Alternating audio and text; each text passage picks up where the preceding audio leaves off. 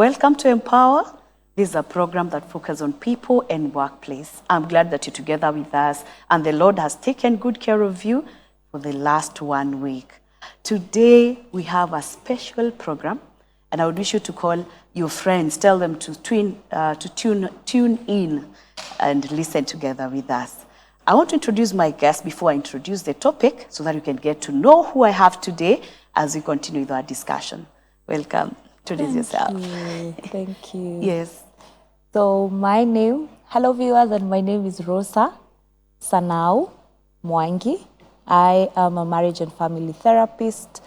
I am licensed and practicing here in Nairobi, Kenya. I am also a child therapist and a trainer, wellness trainer and facilitator. And I'm so glad to be here. Thank you, Beatrice, for having me. Thank you, Rosa, for coming. It's amazing. When I listen to you, I see you speaking to kids. I can imagine. They must enjoy. Thank you so much for coming. So today we are talking about something very special to us. And I think it's something that most of us tend to ignore. And it is critical for us to speak about it. Mental wellness. Sometimes you can say it's mental health. Something like that. And I realized in October 10th, there was, is it mental health? Yes. World something. How do you put it? Actually, October is the World Mental Health Awareness Month. So we observe it for the whole month, but now the particular date that it's marked, it's October 10th. Yeah. So now that was the World Mental Health Day. Wow. And I got interested when I saw that. I was like, wow, this is something that is globally, it's something of concern globally. It's not something that we can just ignore. Yes. But when we talk about mental wellness or mental health, exactly, what are we talking about?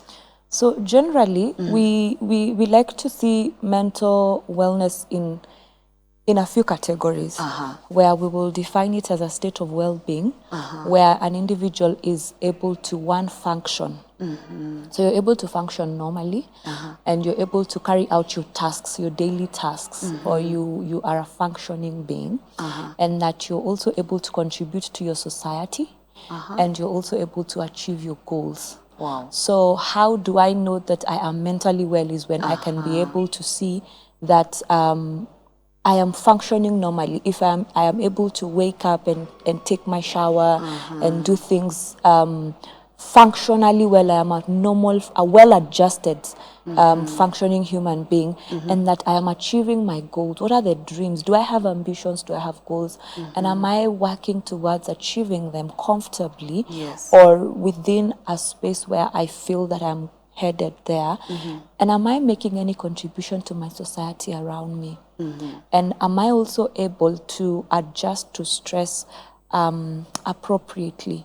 You know, that where there are the normal stress levels, they do not devastate me. So I have just broken it down into simple terms for it to be understood without doing the technical definitions. But generally, that is how, when we are assessing an individual, we are looking at the area of mental health or mental wellness. So that means it can affect, in case I'm not mentally healthy, then it means that I can fail to achieve my goals. I don't function normally. And I try to think maybe sometimes when we are not achieving all this, we don't think it's something to do with our health here. Yes. So we try to think maybe you don't even think about it. So is it possible for me not to be healthy, but functioning? And I'm functioning, yes. It's true, because you see, sometimes I could be functioning on autopilot. Or I could be functioning under what we call the defense mechanisms. So I'm able to do my work. I am able to maybe have a family, interact with my friends. But there is a part of me that maybe experiences a lot of distress that I am not able to handle. Say maybe that I am highly challenged in the area of relationships, intimate or otherwise.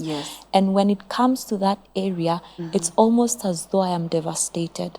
So while at the workplace I may be a high achiever, at home I am not able to stay together with my spouse in a cordial manner, or at the workplace I begin to feel that I am losing out on the morale to work or to achieve the goals that I've set there, Yes. which means that I may be functioning to a particular level, but I am having internal conflict or internal distress that over time, as it builds up, it may now get to the place where I'm not able to function. Or sometimes that the defense mechanisms or the internal distress may come out as what we call physical illness. Because research is also telling us that sometimes if I suppress a lot of emotion and I stay in a place where I'm not exhibiting or I'm not speaking out and saying this is what I'm going through, but there is that chemical reaction that comes as a result of high stress levels, and I'm suppressing it and not dealing with it, it may cause certain chemicals to be produced in my body, and then the inflammation begins. And so some of the diseases have some links to stress. It may not be, it's the only reason, but they see and find that when one is stressed, either the inflammation is high or that the multiplication of that disease is raised or heightened. So we are also beginning now to see that sometimes mental wellness is linked to physical health. So where you may be saying, I'm functioning, but I usually have this ulcer. I usually have a certain inflammation around my knees. I have pain around my joints. Oh, there is this cancer. I'm being told there is this, cancer, because sometimes stress also does contribute to the further mutation of cancerous cells. I have this back pain I can't explain. And most of the time you find that these physical ailments sometimes have no medical explanation. So they will say, medically, you're okay. So now, you're in physical pain. So now even doctors are beginning to ask, are you psychologically distressed? Have you spoken to a therapist? And when we walk that journey, for some of them, that pain just dissipates on its own, even though they were functioning. So when we even look at mental health, it's not necessarily breakdown. For most people, they will say this area is for what we've largely known as Madare Mental Health Hospital. They say, no, this is not my area. I'm mentally fit because I'm not in Madare or I'm not under any drugs. But we've come to say that all of us are abnormal to some extent, because who defines what normal is? So every one of us has an area of their life that they could use some mental help or some mental, how do I put it, awareness. Because as you grow in awareness of who you are, you're able to personally develop yourself. So you're rising in achieving the best potential of who you can be.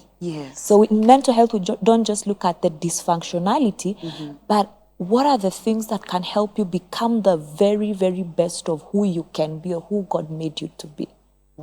Yes. Wow, amazing. And I think that is, we need it. Because sometimes when I listen to you and how you're explaining in the relationship between mental health and other physical issues, it's unfortunate that most of us don't know that. And our expectation is, as long as someone has a problem with it's just that person who is actually talking to themselves. They are, they've lost it. But it's not true. That is not true. One person who was doing a research on, this is particularly for couples therapy, but it just helps to show how people perceive mental health. And this researcher is called John Gottman. He was saying that the average time it takes one to go to a hospital when they have a headache is maybe 4 hours or even 4 days, for example, if it's persisting. But the average time sometimes it takes a couple to go into therapy is 7 years. By the time maybe for an average of them will say, I think we need to talk to someone.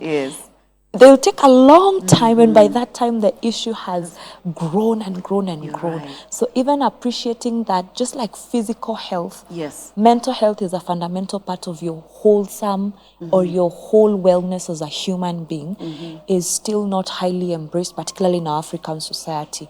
But with shows like this and having now the awareness months, we are slowly now beginning to help people embrace it and also access care more easily. You're right. Wow. So what really affects this mental health in any individual, be it at workplace, but human people, what actually affects that mental health? I want to give two things Yes. that are simple to remember. I think I love to teach, so I love Yes. to make it very simple. Which is good for us to get, yeah? Yeah, so that people can remember, your viewers Yes. can remember. And what I would say is nature versus nurture. That some of these ailments or disorders, research will tell us that they are genetically passed on.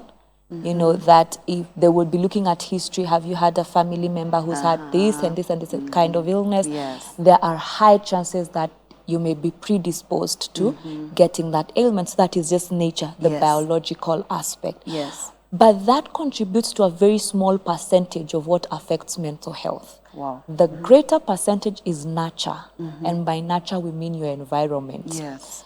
Nurture may be for younger children, how they're growing up. For every one of us, when we were children, how did we grow up? Yes. How was our personality formed? How did our caregivers take care of us? Did we experience unconditional love and acceptance? And how was discipline done? Yes. What did we learn as the perception of ourselves and our self-worth? So that even for sometimes as an adult, when I feel like I am not able to achieve because I don't believe in myself, that began somewhere. Because maybe a parent said you can never amount to anything, and you've carried that, and the anxiety has grown over time that it causes you now to have a continuous maybe mental dysfunction or something like that. And then even as an adult or in our everyday life, how is your environment? Is it contributing to your health? Do you feel safe? Yes. Because one of the things about mental health is that you're feeling safe in where you are. That as I am here right now, I feel connected to you in a certain aspect. I don't feel in danger physically or emotionally.